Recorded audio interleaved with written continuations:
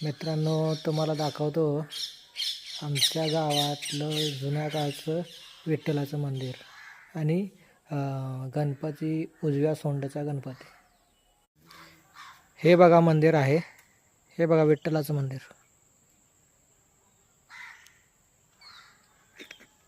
हे चिंचेची झाडे वगैरे आहेत बघा. हे आत्ता झाडं लावलेली आहेत आणि चिंचेची फार जुनी काळची झाडं आहेत बघा.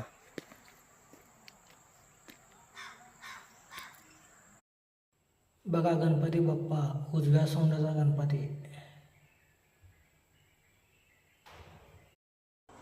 आणि आता आपण मंदिरात आलोय आणि विठ्ठलाचं मंदिर आहे बघा हे.